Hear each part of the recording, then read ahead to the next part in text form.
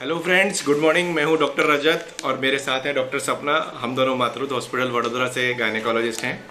आज हम लोग एक टॉपिक पे बात करने वाले हैं, निरोधक गोली। बहुत सारे पेशेंट्स हमारे पास ओपीडी में आते हैं, बहुत सारे उनके क्वेरीज होते हैं। 3-4 तो ऐसे क्वेरीज हैं कि हम लोग रोज़ बोल बोल के थक जाते हैं। सर, इससे कैंसर तो नहीं होगा? इस दवाई से वजन तो नहीं बढ़ेगा? क्या इससे मेरे को बांझपन तो नहीं होगा? आज हम लोग वो सारे टॉपिक्स पे एक एक करके आपके क्वेश्चंस और आंसर्स को सॉल्व करेंगे। सपना, कैसे हो आप? मैं बिल्कुल ठीक हूँ और आज आपने बहुत अच्छा सवाल उठाया है और हमारी ओपीडी में हम रोज ही इसके ऊपर बहुत सारे सवाल जवाब सुनते हैं और उन लोगों को बहुत ज़्यादा इसके बारे में शंकाएं रहती है जो आज हम दूर करने वाले हैं। अच्छा, ये बताओ सपना, सबसे पहले कॉन्ट्रासेप्टिव पिल्स, हार्मोनल पिल्स जो हम लोग बोलते हैं, उसको हम लोग स्टार्ट कैसे करते हैं? अगर किसी पे लेडी को हम लोगों को कॉन्ट्रासेप्शन के लिए देना है तो हम लोग स्टार्ट कैसे करेंगे? जी, सबसे पहले तो मैं ये बताना चाहूँगी कि कॉन्ट्रासेप्टिव पिल्स होते क्या है। इनको गर्भ निरोधक गोली के नाम से जाना जाता है, हार्मोनल पिल्स के नाम से जाना जाता है और कॉन्ट्रासेप्टिव पिल्स के नाम से जाना जाता है।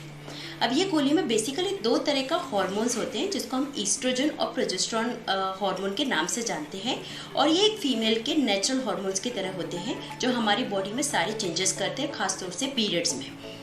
अब ये जो कॉम्बिनेशन होता है, पहले जो पुराने ज़माने में इसकी डोज बहुत ज़्यादा आती थी और अब हमारे आज की जो कॉन्ट्रासेप्टिव पिल्स होती है उनकी डोज काफ़ी कम कर दी गई है और ये इनके बहुत सारे फ़ायदे भी होते हैं और कुछ उनके नुकसान भी होते हैं। लेकिन अगर उनको सही तरीके से दिया जाए, डॉक्टर की गाइडेंस में दिया जाए, तो वो बहुत ही ज़्यादा कामगार सिद्ध करती है।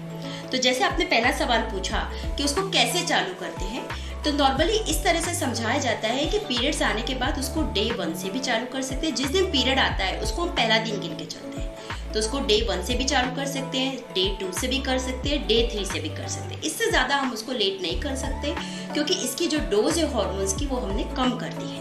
पहले हम इसको माला डी और माला एन के नाम से जानते थे, जो गवर्नमेंट सप्लाई में आज भी आती है और उनको 5वें दिन से चालू करते थे क्योंकि उसमें जो ईस्ट्रोजन कंटेंट था वो लिटिल हायर था और इसलिए 5th डे से भी चालू करेंगे तो गर्भ निरोधक कंट्रोल बराबर करता था। पर आजकल हम इसको डे 1 से चालू करते हैं। लेकिन फ्री पीरियड जब गोली नहीं है तो बॉडी को ये लगने लगता है कि पिल फ्री पीरियड चालू हो गया है और हार्मोन्स के विड्रॉवल की वजह से उनको पीरियड्स आने लग जाते हैं। इससे गोली तो आपको कंटिन्यू करनी है, लेकिन अब हम बार बात कर रहे हैं गर्भ निरोधक गोली, मतलब हम कॉन्ट्रासेप्शन का काम उसका परफेक्ट नहीं रहेगा और इसलिए उस साइकिल में अगर आपसे 2 गोली मिस हुई है तो उस साइकिल में आपको पूरी साइकिल में जब भी रिलेशनशिप आता है तो उसमें आपको एक्स्ट्रा प्रिकॉशन कॉन्डम्स के फॉर्म में यूज़ करना पड़ेगा। एक, अगर आपने टैबलेट मिस किया तो अगले दिन जैसे ही टैबलेट आपको याद आए तो तुरंत टैबलेट ले लें, उस दिन रात की वापस कंटिन्यू रखें। 2 टैबलेट मिस किया तो तीसरे दिन जब आपको याद आए तो 1 टैबलेट ले लें, रात के 10 बजे की वापस चालू रखें और नेक्स्ट 7 डेज तक जब भी रिलेशन हो तब एक्स्ट्रा प्रिकॉशन मेथड का हम लोग यूज़ करें। रात को इसलिए बोलते हैं ताकि एसिडिटी कम हो, दिन में कभी भी ये टैबलेट ले सकते हैं। अच्छा सपना, आपने बात किया वो पिल फ्री पीरियड, क्यों पिल फ्री पीरियड होता है और क्यों 21 गोली होती है? कभी कभी कोई टैबलेट्स में 24 गोली भी होती है, कुछ टैबलेट्स में 28 गोली भी होती हैं, कुछ 21 गोली सफ़ेद कलर की होती हैं और वो 7 गोली काले कलर की होती हैं। अलग अलग कंपनियों ने अलग अलग गोलियां बनाई हैं और गवर्नमेंट सेटअप में भी देखा जाए तो आखिरी की वो ब्लैक कलर की टैबलेट्स होती है जो आयरन की टैबलेट्स होती है। कई बार वो मल्टीविटामिन की टैबलेट्स भी होती है क्योंकि पेशेंट कंफ्यूज ना हो, ताकि वो कब बंद करना है कब चालू करना है वो बहुत ज़्यादा कंफ्यूज हो जाते हैं। तो पेशेंट अगर कंफ्यूज ना हो उसके लिए वो 28 टैबलेट्स का पैक भी आता है, 21 डेज़ का भी आता है, 24 डेज़ का भी आता है। अलग अलग दवाई के हार्मोन्स के कंपोनेंट पे ये डिपेंड करता है, उनके डोजेस पे डिपेंड करता है। अगेन अलग अलग कंपनी के कारण ही उनका अलग अलग प्रोडक्ट बनाया जाता है। 21 डेज बेसिक हार्मोन्स टैबलेट्स होती हैं और जो 7 काली टैबलेट्स होती हैं वो आयरन फॉलिक एसिड की टैबलेट्स होती हैं। ये 28 दिन के टैबलेट्स इसलिए पिल फ्री पीरियड बनाया है, जब ये 1960s में जब सबसे पहली बार ये कंपनीज ने ये कॉन्ट्रासेप्टिव पिल्स बनाई थी तब ये कंटिन्यूस लेने की बनाई थी, तब उसमें पिल फ्री पीरियड नहीं बनाया था। हालांकि वो टाइम पे जब उन्होंने पोस्ट मार्केटिंग सर्वेलेंस में देखा कि लेडीज़ बहुत हैप्पी नहीं थे वो टैबलेट से, क्योंकि उनको पीरियड नहीं आ रहा था और पीरियड नहीं आ रहा था तो उनको लग रहा था कि हमको प्रेगनेंसी है, अब रुकी, तो उस बात का डर हमेशा लगा रहता था। तो इसलिए कंपनीज ने ये पिल फ्री पीरियड इंट्रोड्यूस किया। 21 टैबलेट्स लेने के बाद जो 7 डेज़ का पीरियड होता है उसको पिल फ्री पीरियड बोलते हैं। उस पीरियड में आपके बॉडी में पिल्स नहीं जाएगा, लेकिन पेशेंट को लगे कि कुछ मेडिसिन जा रहा है इसलिए आयरन फॉलिक एसिड टैबलेट देते हैं। वो पिल फ्री पीरियड में बॉडी में हार्मोन विड्रॉ होता है, इसलिए वो थोड़ी बहुत ब्लीडिंग आती है, पर वो नॉर्मल मेंसेस नहीं होता है। हालांकि वो नेचुरल साइकिल को मिमिक करने के लिए वो हम लोग यूज़ करते अभी हैं। इसमें है ना, महिलाओं की अगर मानसिकता अगर हम समझे तो इसमें बहुत इम्पॉर्टेंट है हर महिला के लिए कि उनको हर महीने पीरियड आना चाहिए, क्योंकि कोई भी मैरिड लेडी ये गोलियां उस गर्भ निरोधक पर्पज से ले रही। अब अगर उनको पीरियड नहीं आ रहा है तो बहुत ज़्यादा कंफ्यूज है कि उनको कहीं गर्भ तो नहीं ठहर गया, प्रेगनेंसी तो नहीं रुकी, और practically it is not possible कि वो टेंशन में नहीं रह सकती हैं और बार बार वो यूरिन प्रेगनेंसी टेस्ट भी नहीं कर सकती हैं। और हमारे रिलीजियस कल्चर के पॉइंट ऑफ व्यू से देखें तो हमारे बहुत सारे फेस्टिवल्स और त्यौहार आते रहते हैं और पूजा पाठ का बहुत ज़्यादा इशू रहता है पीरियड्स के समय, तो पीरियड रेगुलर आना बहुत ज़रूरी है। तो उस हिसाब से वो पिल पीरियड बनाया गया है। बहुत बढ़िया।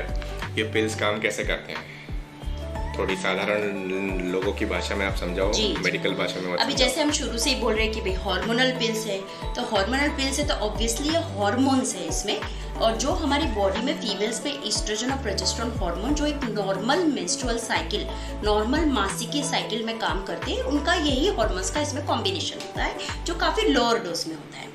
अब ये क्या करती है, जो हम जब ये बाहर से हम ये गोलियां लेते हैं तो हमारा जो हार्मोन्स जो दूसरे बॉडी में बन रहे हैं तो उनको पता पड़ता है कि भाई हमारी बॉडी में डोज एडिक्वेट है, तो हमारे जो अंडे बनाने वाले हार्मोन्स होते हैं, फॉलिकल स्टिमुलेटिंग हार्मोन या ल्यूटिनाइजिंग हार्मोन्स जो मेडिकल लैंग्वेज में बोले जाते हैं, उनके लेवल को वो कम करने लगता है, जिसकी वजह से फॉलिकल्स बनना कम हो जाते हैं। और प्रेगनेंसी रहने का एक सबसे इंपॉर्टेंट प्रोसेस है ओव्यूलेशन, स्त्री बीज छूटना। अगर अंडा ही नहीं बनेगा और अंडा ओव्यूलेट ही नहीं होगा तो प्रेगनेंसी नहीं रहेगी। तो उसका एक मेजर तरीका है कि ओव्यूलेशन के प्रोसेस को इनहिबिट कर रहा है, उसको रोक रहा है, और इस कारण प्रेगनेंसी नहीं ठहर रही है। That is one.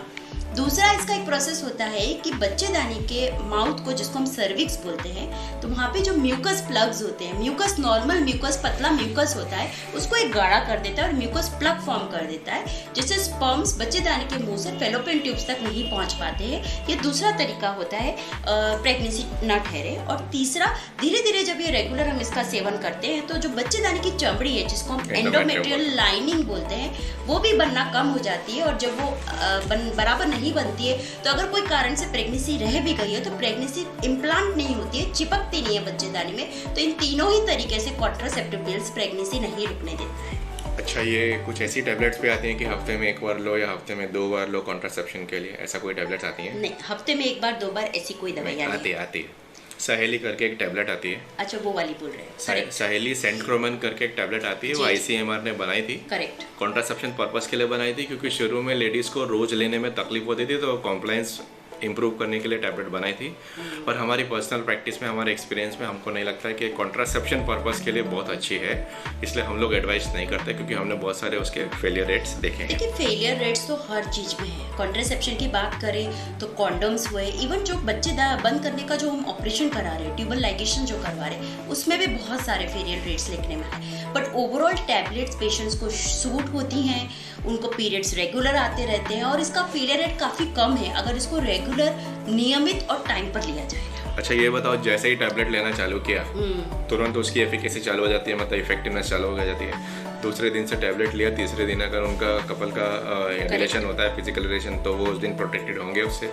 कोई भी टैबलेट के असर आने के लिए मैक्सिमम उसका रिस्पांस 5 to 7 डेज में आएगा। ठीक है। तो वो हमको ध्यान रखना पड़ता है। अभी इसमें क्या होता है, हमने जैसे बाईपन से ही चालू कर दीजिए, क्योंकि क्या है, अगर स्त्रियों की मासिक की साइकिल को अगर समझा जाए तो पहले 14 दिन को, एक 28 दिन की जो नॉर्मल साइकिल होती है, उसमें फर्स्ट 14 डेज को हम फॉलिकुलर फेज बोलते हैं और सेकंड 14 डेज को हम ल्यूटियल फेज बोलते हैं। तो जो फॉलिकुलर फेज होता है उसमें अंडा फॉर्मेशन होता है और उसके बाद ओव्यूलेशन होता है। लेकिन इसमें क्या होता है, अंडा बनने का जो तैयारी होती है वो 7वें 8वें दिन से अंडा ज़्यादा बड़ा होता है। इसलिए जब ये टैबलेट सेकंड या थर्ड डे से चालू करी जाती है तो जब तक आपने उन दिनों अगर रिलेशनशिप रखा भी है तो भी फॉलिकल रेडी नहीं है, तो प्रेगनेंसी रुकने का चांस बहुत कम है। और 7th-8th डे तक तो आपने अगर दवाई चालू कर दी है तो 5 से 7 दिन में दवाई की असर वैसे भी आ जाती है। तो इस तरीके से वो पूरी प्रोसेस हमने बना रखी है कि वो प्रॉब्लम नहीं आए। अच्छा, ये बताओ, कोई और यूज़ के लिए भी ये पिल्स यूज़ कर सकते हैं, कोई और चीज़ के लिए भी, या खाली कॉन्ट्रासेप्शन के लिए ही करते हैं? बिल्कुल यूज़ कर सकते हैं। चीनी हम चाय में भी डालते हैं, खीर में भी डालते हैं, तो वही दवाई का बहुत सारा यूज़ है और इनफैक्ट बहुत ज़्यादा यूज़ है। तो कॉन्ट्रासेप्शन तो एक बात हुई, क्योंकि मोस्ट कॉमनली कॉन्ट्रासेप्शन पर्पस के लिए यूज़ में आती है और ख़ास तौर से जो न्यूली मैरिड कपल्स हैं, जिनके अभी अभी शादियाँ हुई है, उनके लिए सबसे ज़्यादा ये सेफ होती है। अब दूसरे जैसे हम अगर देखें तो इसमें जैसे कई बार खास तौर से अगर हम यंगर एज से चालू करें, जैसे बच्चियां हैं जिन्होंने अभी अभी पीरियड्स चालू हुए और 4 से 5 साल हुए हैं, 17-18 साल की लड़कियां हैं, अगर उनको पीरियड्स के इशू है, पीरियड रेगुलर नहीं आ रहा है, तो रेगुलराइज करने के लिए सबसे ज़्यादा दूसरे नंबर पे यूज़ होती है। 17-18 साल से हम आराम से इनको दे सकते हैं। यंग टीनेजर्स के लिए भी ये बहुत सेफ है। अगेन कुछ महिलाएं जिनको बहुत ज़्यादा ब्लीडिंग हो रहा है साइकिल्स में, हर महीने 5-5, 6-6 दिन उनको पीरियड्स आ रहे हैं, पीरियड्स में 4-4, 5-5 पैड्स चेंज करने पड़ रहे हैं, खून का क्लॉट्स निकल रहे हैं, तो उनमें हीमोग्लोबिन कम हो जाएगा। और उनको बहुत ज़्यादा अगर पेट में दर्द है तो उनके लिए भी ये गोलियाँ बहुत अच्छी रहती हैं, जो ब्लीडिंग को भी कम करती है और काफ़ी हद तक पीरियड्स के पेन को भी कम कर देती है। और इसके अलावा एक हमारी मेडिकल कंडीशन एक होती है एंडोमेट्रियोसिस करके, कुछ महिलाएं जिनको एडिनोमाइसिस और एंडोमेट्रियोसिस होता है, उनमें हमको पीरियड्स को थोड़ा रोकना होता है, क्योंकि उनकी जो साल में जो 12 से 14 साइकिल्स होती हैं उसकी जगह साल में हम उनको 3 to 4 साइकिल्स पे ले आते हैं और उनको सलंग 3-3, 4-4 महीने भी इस तरह की गोलियां देते हैं। और ये सारे एज ग्रुप में यूज होती है। यंगर एज ग्रुप आ गया, रिप्रोडक्टिव एज ग्रुप आ गया, लाइक 20 से 30 साल का, 30 से 40 साल के बीच में मेनली पीरियड्स की जो ब्लीडिंग बहुत ज़्यादा आ रहा है, पेट में बहुत ज़्यादा दर्द हो रहा है, उसके लिए यूज़ हो रहा है। और इनफैक्ट अब आज का ज़माना है 40 से 50, जो हम मेनोपॉज हार्मोन थेरेपी के नाम से अब सुन रहे हैं, हार्मोन रिप्लेसमेंट थेरेपी या हार्मोन थेरेपी, तो उसमें भी ये कॉम्बिनेशंस यूज़ करने में आ रहा है। और बहुत अच्छे इसके मेनोपॉज के आसपास जो ट्रांजिशन फेज़ है, जब महिलाओं को बहुत ज़्यादा हार्मोनल चेंजेस हो रहे हैं और तकलीफ़ें हो रही हैं, तब भी ये कॉम्बिनेशंस यूज़ हो रहे हैं। पीसीओडी में भी हम लोग यूज़ करते हैं, उसमें एक स्पेसिफिक अलग टाइप की ओसीपिल आती है, ड्रोस्पेरिनोन करके उसका कंपोनेंट होता है। एंडोमेट्रियोसिस में भी हम लोग यूज़ करते हैं, और ओवेरियन सिस्ट, पानी की गांठ को हम लोग रिजॉल्व करने के लिए भी हम लोग ये सब यूज़ करते हैं। अच्छा, सबसे इम्पोर्टेंट चीज़, सर मेरे को इससे कोई साइड इफेक्ट तो नहीं होगा, सबसे पहला क्वेश्चन यही आता है पिल्स लेने से। भाई ये सवाल तो बहुत ही कॉमन है, क्योंकि कोई भी जब पिल्स की बात आती है तो सब एकदम घबरा जाते हैं, और खास तौर से जिनकी नई मैरिज हुई है कि भाई हमको भविष्य में प्रेगनेंसी रहेगी कि नहीं अगर मैंने इस तरह की कोई भी दवाई ली है। तो हम लोग उनको यही समझाते हैं, क्योंकि इसकी डोज बहुत ज़्यादा कम है, तो ये सबसे पहला उसका फ़ायदा है। अगेन इसके साइड इफ़ेक्ट्स होते हैं, बट जैसे मैंने बताया पीरियड्स रेगुलर आते हैं, बच्चा नहीं रुकता है, और पीरियड्स के समय जो पेन होना है वो कम होने लग जाता है। अब जैसे साइड इफ़ेक्ट्स में कई बार क्या होता है कि कुछ महिलाओं में वेट गेन एक बहुत ज़्यादा कॉमन क्वेश्चन होता है, उसी टॉपिक से एक्चुअली हमने ये वीडियो भी शुरू करी थी।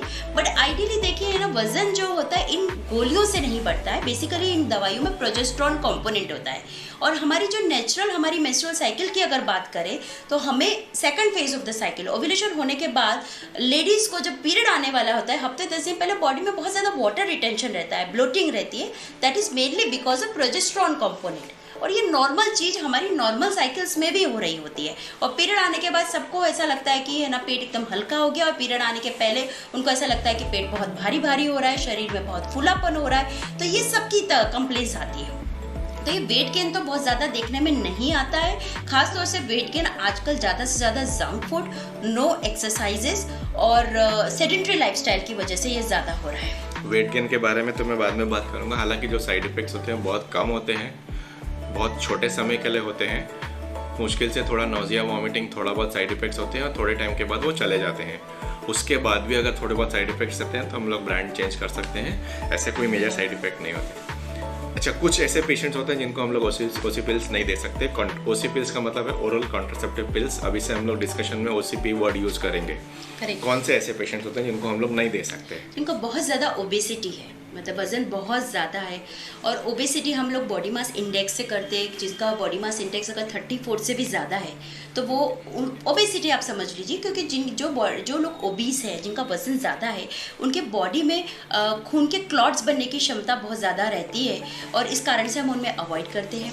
अगेन किसी के भी रिसेंट कोई सर्जरी या तो होने वाली है या हुई है, तो उनमें भी हम ये टैबलेट्स बिल्कुल ही अवॉइड करते हैं। इसलिए ये टैबलेट्स अपने आप नहीं लेना है, आपको हमेशा गायनेकोलॉजिस्ट के साथ कंसल्ट करके लेना है। क्योंकि जब आप हमारे कैबिन में आते हैं तो हम आपका पूरा शरीर का डील डोल, आपका ब्लड प्रेशर कैसा है, वजन कैसा है, आपकी ओवरऑल पीरियड्स की साइकिल कैसी है, आपकी क्या क्या तकलीफें, और आप किस पर्पज से ये लेना चाहते हैं, ये पूरा केस समझ के हम आपको ये टैबलेट्स प्रेस्क्राइब करते हैं।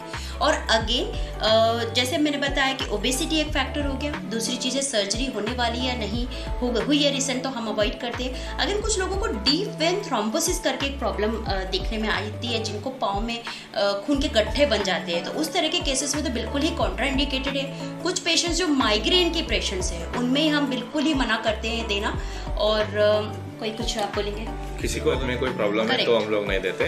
पास हिस्ट्री ऑफ हार्ट अटैक या ब्रेन स्ट्रोक है तो फिर हम लोग नहीं देते। और इसमें कुछ लोगों को अगर कुछ दवाइयाँ चालू है, जैसे किसी को टीबी की दवाई चालू है या किसी को एपिलेप्सी की दवाइयाँ चालू है, तो वो दवाइयाँ इन हमारी हार्मोन्स की दवाइयों के साथ इंटरेक्ट करती हैं, तो वो उस तरह के पेशेंट्स में भी हमको अवॉइड करते हैं। अच्छा, अब आते हैं सबसे इम्पोर्टेंट टॉपिक पे। जैसे आपने बोला पिल्स वजन बढ़ाती हैं, तो उसके बाद उसके ऊपर कुछ क्लैरिफिकेशन दे दूँ।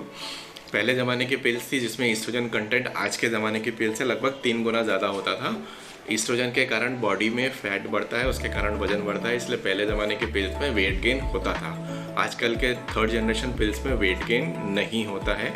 अगर होता है तो मैक्सिमम 4 से 5 पाउंड, मतलब 2 से 2.25 किलो होता है, और वो भी फ्लूइड रिटेंशन के कारण होता है, और वो मोस्ट ऑफ द केसेस में वो वज़न पीरियड आने के बाद कम हो जाता है। तीसरा चीज़, जैसा सपना ने बोला, हमारा लाइफस्टाइल और डाइट ऐसा इम्प्रॉपर हो गया है, उसके कारण वेट गेन होता है।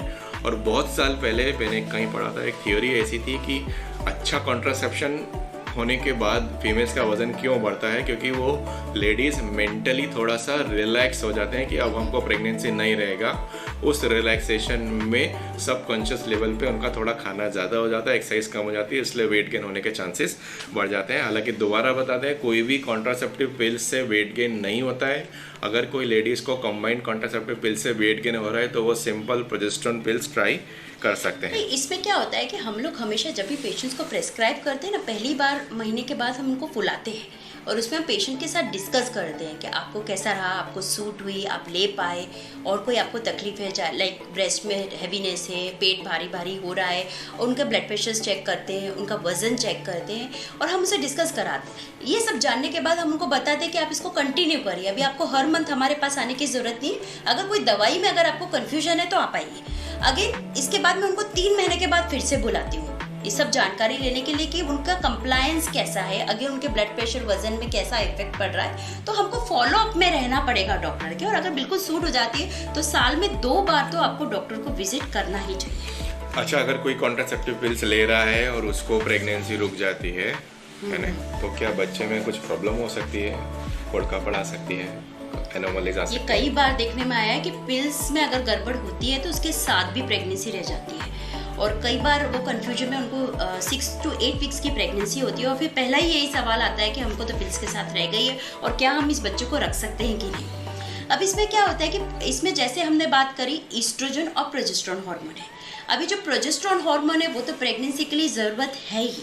ओनली थिंग इज कि they are different types of progesterone. Pregnancy में एक डिफरेंट टाइप ऑफ प्रोजेस्टेरोन होता है और इस दवाई में एक डिफरेंट टाइप ऑफ प्रोजेस्टेरोन होता है।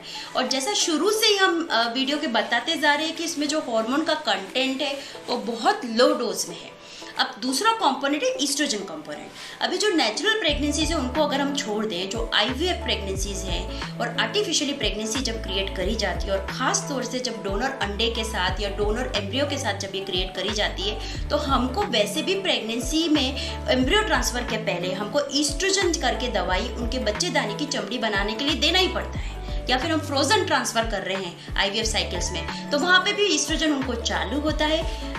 यूरिन प्रेगनेंसी टेस्ट पॉजिटिव आने के बाद भी 12 वीक्स तक हम उनको ईस्ट्रोजन दे ही रहे होते हैं। तो ईस्ट्रोजन और प्रोजेस्टेरोन हार्मोन हम दोनों प्रेगनेंसी में दे ही रहे होते हैं, तो ऐसा कोई मेजर साइड इफेक्ट नहीं होता है, क्योंकि ये मेजर और इससे लगभग बच्चे में कोई भी खोड़-खापड़ नहीं आती है। लेकिन एज विथ नॉर्मल प्रेगनेंसी, अगर उनको प्रेगनेंसी रह गई है तो हम उनको कंटिन्यू करने के लिए बोलते हैं। और पहले ट्राइमेस्टर का जो फर्स्ट ट्राइमेस्टर स्क्रीनिंग होता है 12 वीक्स पे, डाउन सिंड्रोम स्क्रीनिंग और एंटी स्कैन, सोनोग्राफी और ब्लड टेस्ट, अगर ये दोनों रिपोर्ट नॉर्मल आती है तो लगभग कोई तकलीफ नहीं आती है।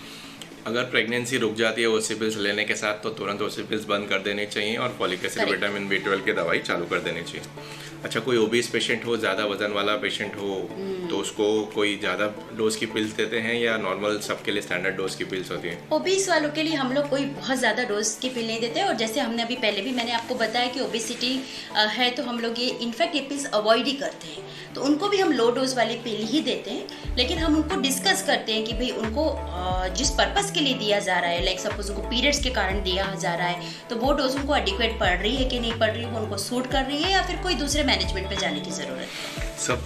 दूसरा सबसे इम्पोर्टेंट क्वेश्चन, ये पिल्स लेने के बाद मेरे को बंचपन हो जाएगा, इनफर्टिलिटी हो जाएगी, दोबारा मेरे को बच्चा रखना है तो मैं नहीं रख पाऊंगी, ऐसा बहुत सारे पेशेंट्स के माइंड में डाउट आता है। ये डाउट हम बिल्कुल क्लियर कर सकते हैं। जैसे हमने पहले समझाया कि इसका मैकेनिज्म ये है कि ये हॉर्मोन्स को कम करता है, जिसकी वजह से अंडा नहीं बनता और ओव्यूलेशन नहीं होता है। सपोज किसी की नई मैरिज हुई है और अभी उनको 1 साल अभी प्रेगनेंसी नहीं प्लान करनी है, वो ये पिल्स ले सकते हैं रेगुलरली, और जब उनको प्रेगनेंसी प्लान करनी है पिल्स बंद कर सकते हैं। जैसे ही पिल्स बंद करेंगे वापस से वो हार्मोन्स नॉर्मल होने शुरू हो जाएंगे और ओव्यूलेशन होना शुरू हो जाएगा। तो टोटली सेफ है, जिसको इनफैक्ट मैं तो यहाँ पे फिर से बोलूँगी कि जो 35+ फीमेल्स है और जो IVF करवा रहे हैं, कई बार IVF साइकिल्स के पहले भी 1 साइकिल ओरल कॉन्ट्रासेप्टिव पिल्स दिया जाता है उनके हार्मोन्स को नॉर्मलाइज करने के लिए। So in fact they are safe and very good for conception. हालांकि ये होता है कि जब ओसी पिल्स कोई फीमेल लंबे समय तक लेती है, सपोज उसने 21-22 साल की उम्र से चालू किया, वो 28 साल तक ओसी पिल्स लेती है, फिर 28 साल की उम्र में वो बोलती है कि अब हमको बच्चा रखना है, तो एज फैक्टर बहुत इंपॉर्टेंट होता है। एज फैक्टर के कारण कुछ लोगों में बच्चा जल्दी नहीं रुकता है, ओसी पिल्स के कारण ऐसा नहीं होता है। यहाँ पे कहने का यही मतलब है कि कॉन्ट्रासेप्टिव पिल्स पर से इज नॉट कॉजिंग इनफर्टिलिटी, हमको बाकी सब कॉजेज को भी साथ में लेके चलना पड़ेगा।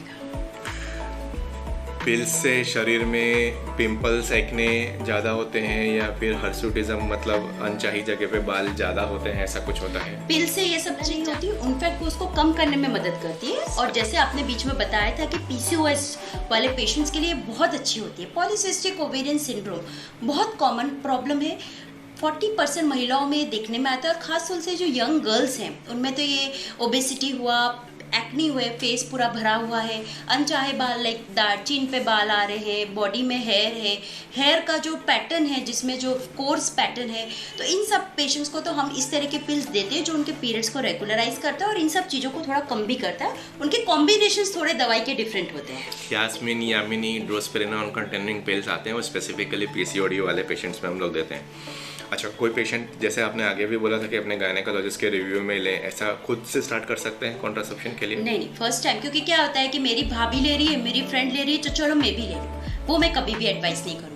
एक बार आपको कंसल्ट करना पड़ेगा, क्योंकि जब आप पहली बार हमारे पास आओगे तो हम आपको चेक करेंगे, और चेक करने में जैसे मैंने बताया कि जैसे आप मेरे कैबिन में घुसोगे तो आपके पिंपल्स है कि नहीं, आपको हिर्सुटिज्म अनचाहे बाल हैं कि नहीं, आपको पॉलीसिस्टिक ओवेरियन फैक्टर है आपकी बॉडी में, मेरे को फिजिकली दिखना शुरू हो जाएगा, आपका वजन कैसा है। चेकअप में मैं आपका ब्लड प्रेशर चेक करूंगी, आपकी ओवरऑल बॉडी चेक करूंगी, अगर मैं ट्रांसवेजाइनल सोनोग्राफी करूंगी, और सोनोग्राफी से मुझे पता है कि आपके यूट्रस में कोई गांठें हैं कि नहीं, आपके ओवरीज में कोई सिस्ट है कि नहीं। ये सब चीजें चेक करने के बाद ही हम वो उस तरह की गोलियां दे सकते हैं। एकदम से हम बिना ये सब चेक करे नहीं दे सकते।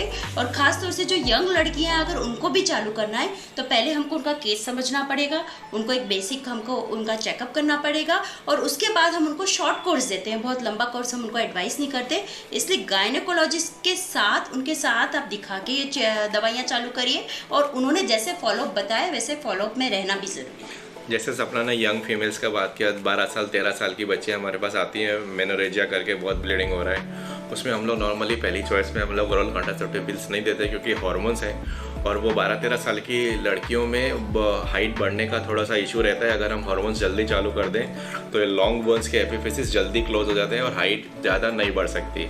इसलिए ट्राई करते हैं कि हम लोग सिम्टोमेटिक मैनेजमेंट दें, तुरंत हार्मोन पे ना जाए। हार्मोन हम लोग सेकंड, थर्ड, फोर्थ चॉइस पर रखते हैं। 14-15 साल तक हम लोग यूजुअली ओसी पिल्स को अवॉइड करते हैं। लेकिन मैं यहाँ पे एक बात और बताना चाहूँगी कि कई बार जब ये यंग गर्ल्स में पीरियड्स चालू होते हैं, उनको बहुत ज़्यादा हैवी ब्लीडिंग और बहुत फ्रीक्वेंट साइकिल्स का भी इशू देखने में आता है। तो उस तरह के केसेस में पीरियड्स को रेगुलराइज करने के लिए एक शॉर्ट कोर्स कभी कभी हमको देना पड़ता है, तो वो टेम्पररी देता है। ऐसा भी नहीं है कि हमें साल भर तक दे रहे हैं, 1 और 2 और 3 साइकिल्स हम देके उसको स्टॉप करते हैं, तो दैट इज़ ऑल्सो सेफ।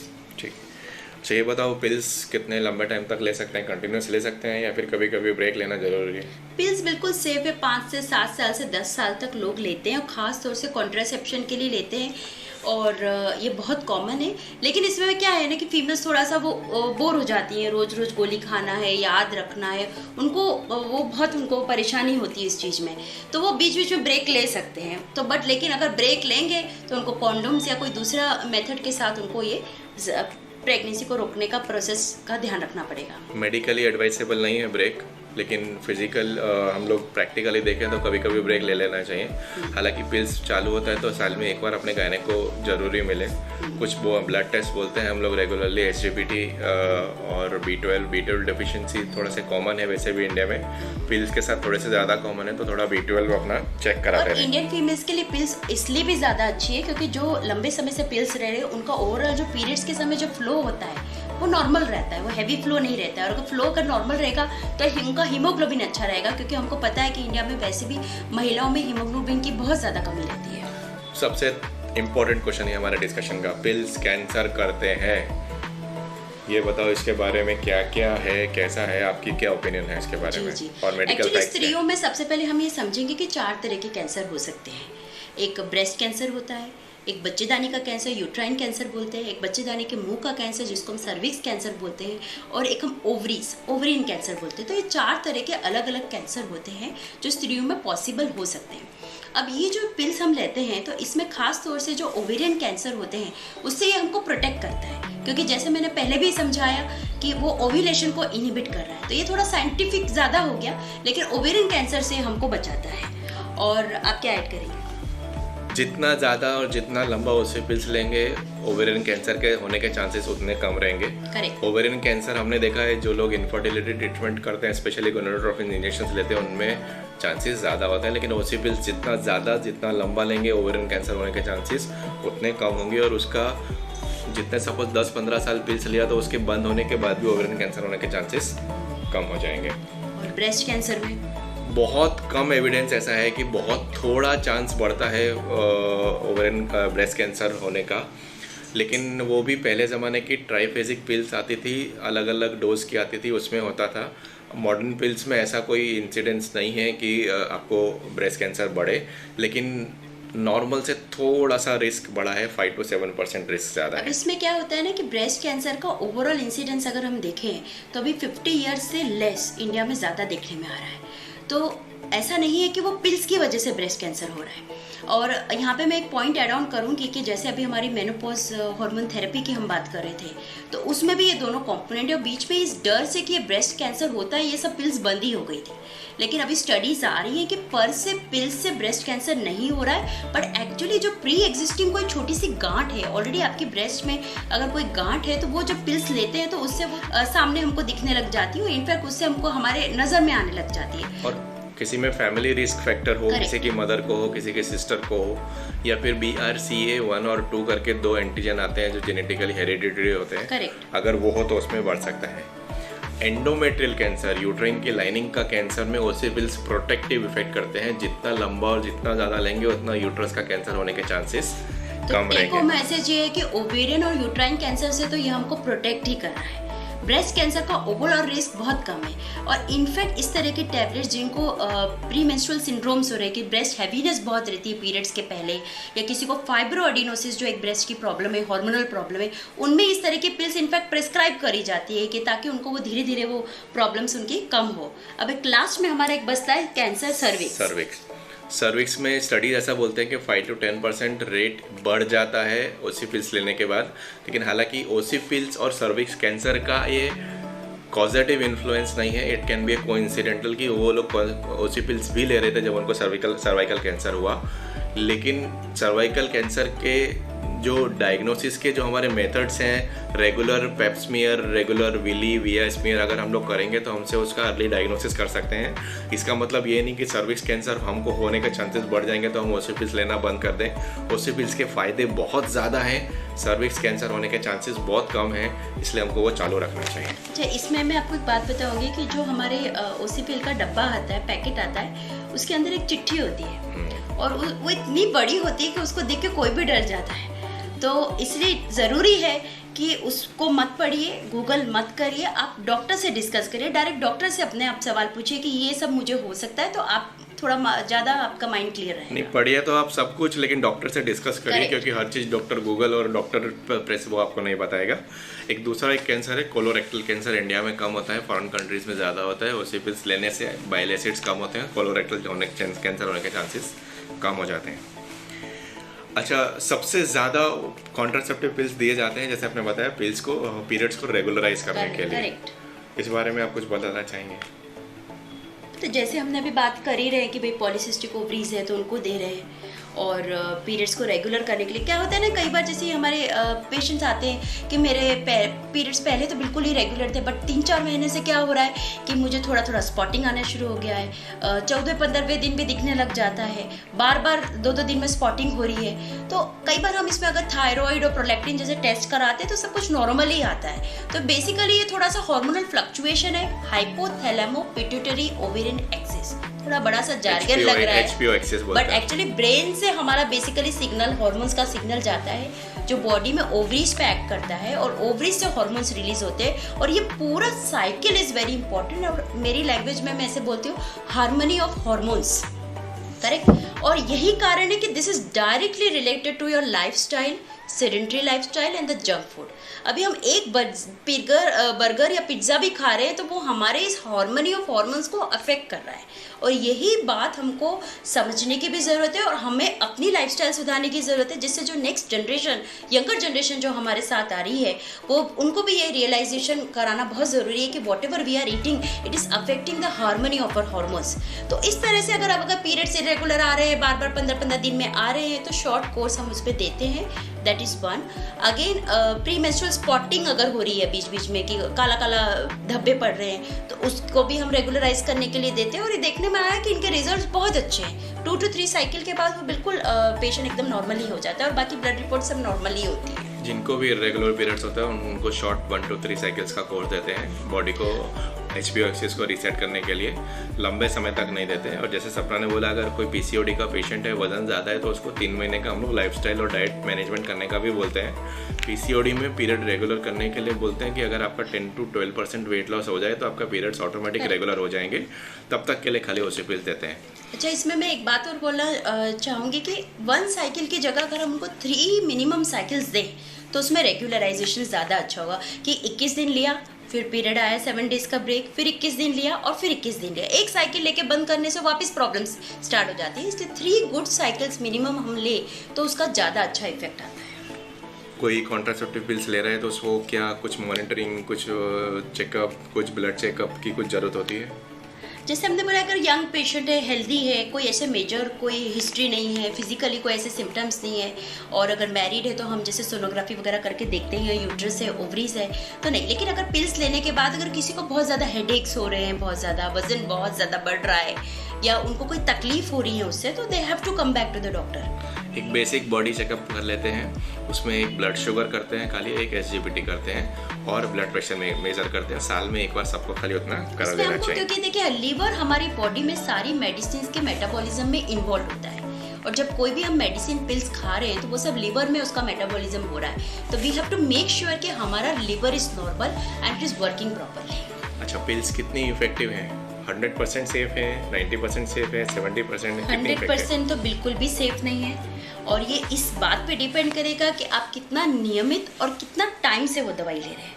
और practically we are all humans, और हम भी भूल ही जाते हैं पिल्स, तो वो एक इशू तो हमेशा रहता ही है। लेकिन अगर पिल भूल गए तो नेक्स्ट 7 डेज तक आपको एक्स्ट्रा प्रिकॉशन यूज़ करना है, और 2 पिल भूल गए तो पूरी साइकिल आपको एक्स्ट्रा प्रिकॉशन यूज़ करना है।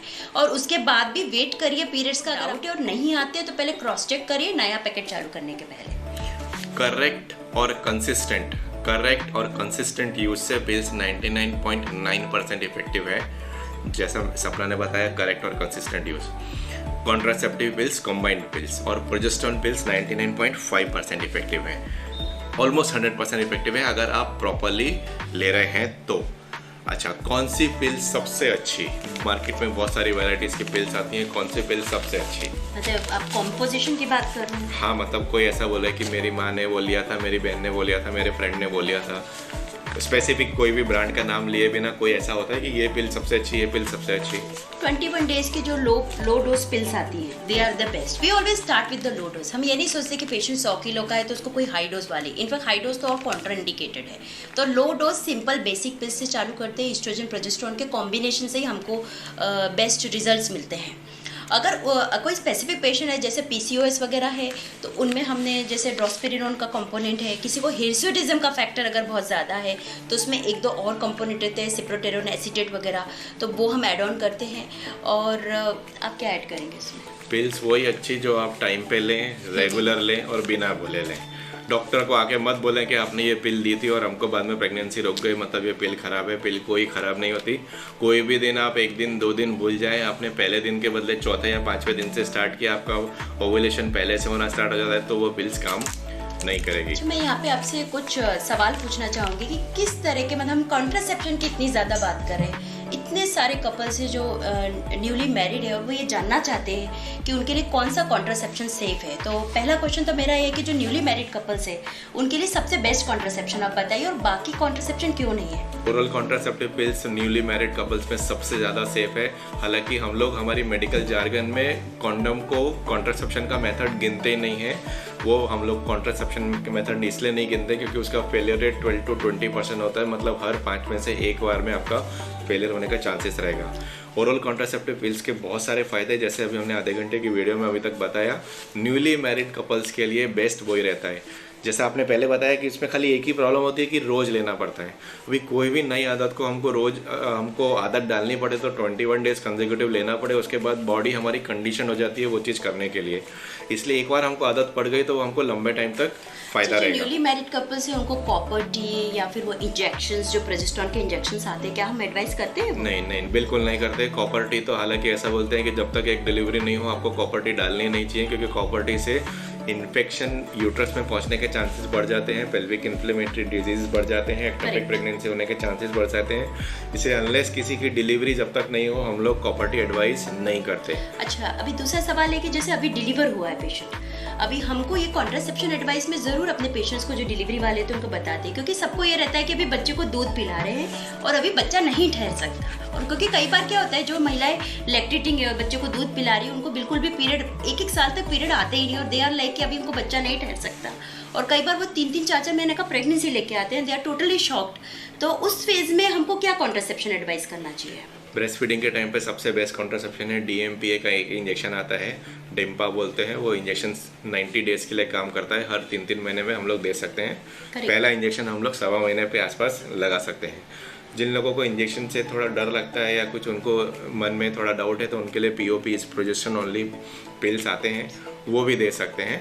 ये 2 मेथड बेस्ट हैं। और गवर्नमेंट सेटअप में आजकल वो कॉपर टी भी एडवाइस करते हैं, immediate post delivery post placental IUCD हम लोग डाल सकते हैं, वो भी बेस्ट है। हालांकि मेरा एक्सपीरियंस बहुत अच्छा नहीं है, क्योंकि जब बड़ा यूट्रस में आप कॉपर टी डालेंगे और 6 हफ्ते बाद यूट्रस कॉन्ट्रैक्ट होकर वो कम साइज़ का होगा तो निकलने के चांसेस बढ़ जाते हैं। इसलिए हम लोग या तो DMPA प्रेफर करते हैं या फिर प्रोजेस्टेरोन ओनली पिल्स। दोनों ही चीजें बच्चे को दूध पिलाती महिलाओं के लिए भी सेफ है और इवन बच्चा जो ब्रेस्ट फीडिंग कर रहा है उसके लिए भी सेफ है। रूटीन कॉन्ट्रासेप्टिव पिल्स जो आती हैं, कॉम्बाइंड कॉन्ट्रासेप्टिव पिल्स, वो हम लोग लैक्टेशन के टाइम पे, दूध पिलाते टाइम पे हम लोग नहीं देते। अच्छा, अभी नॉर्मल डिलीवरी हुआ है या सिजेरियन ऑपरेशन हुआ है, बच्चे को दूध पिलाना छुड़वा दिया है, अब उनको कॉन्ट्रासेप्शन 5 साल उनको प्लान करना है कि भाई नेक्स्ट बेबी हमको 5 ईयर्स के बाद प्लान करना है, तो आप क्या एडवाइस करेंगे? तो बेस्ट है कॉपर टी। कॉपर टी इसलिए बेस्ट है क्योंकि वो आप रखो और भूल जाओ।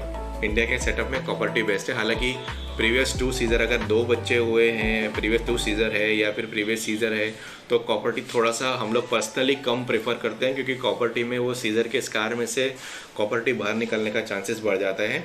लेकिन अगर वो पेशेंट थोड़ा सा एजुकेशन लेवल कम है, IQ लेवल थोड़ा सा कम है, तो कॉपर टी रखो और भूल जाओ, वो बेस्ट है। नहीं, भूल जाओ तो ये ठीक है, गवर्नमेंट सेटअप के लिए भूल जाओ चलेगा, लेकिन प्राइवेट में तो हम उनको पहले पीरियड के बाद चेकअप के लिए बुलाते हैं और इनफैक्ट 6-6 महीने में हम उनको बुलाते हैं चेकअप्स के लिए। अभी फैमिली कंप्लीट हो गई, उनके 2 बच्चे हो गए, तो अब उनके लिए कॉन्ट्रासेप्शन लगभग वो 35 से 40 साल के एज ग्रुप में है, तो अभी उनको क्या ऑपरेशन करवा देना चाहिए? हम लोग ऐसा बोलते हैं कि छोटा बच्चा लगभग कम से कम 2-2.5 साल का हो तब तक आपको ऑपरेशन नहीं करवाना चाहिए। क्योंकि इंडिया में पहले 18 महीने 20 महीने बच्चे के लिए बहुत इंपॉर्टेंट होते हैं। सब वैक्सीनेशन कंप्लीट हो जाए, अंडर 5 मोर्टेलिटी इंडिया में थोड़ी सी ज़्यादा, एक बार वैक्सीनेशन कंप्लीट हो जाए, बच्चा 3-4 साल का हो जाए, उसके बाद ऑपरेशन का सोचें। तब तक आप कॉन्ट्रासेप्टिव पिल्स ले सकते हैं। अगर आपकी 2 नॉर्मल डिलीवरी हुई है तो कॉपर टी रख सकते हैं, 5 साल की आती है, 10 साल की आती है, 3 साल की आती है।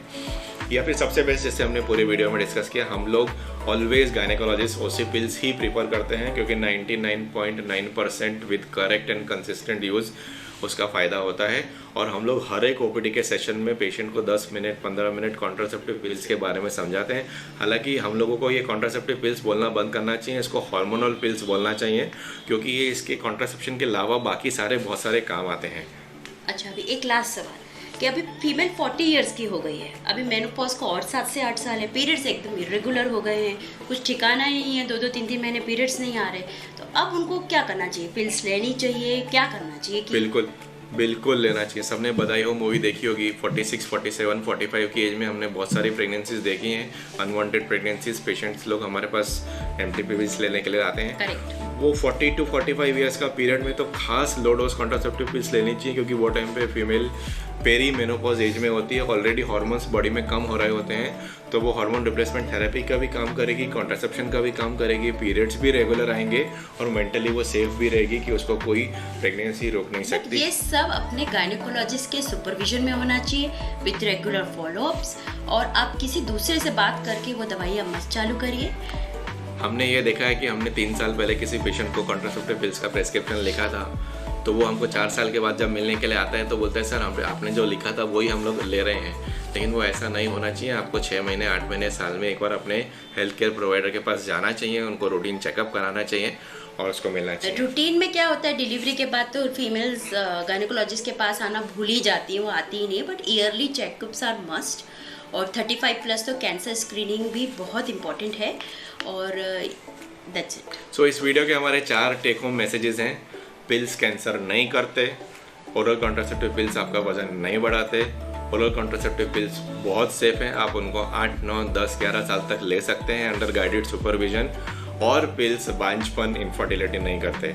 आशा है आप लोगों के सारे क्वेरीज सॉल्व हो गए होंगे। इसके अलावा भी बहुत सारे क्वेश्चंस होंगे तो आप हमको डायरेक्ट मैसेज कर सकते हैं। हम लोग कॉन्ट्रासेप्शन की एक अलग वीडियो बनाएंगे। Thank you, bye bye, take care, नमस्ते।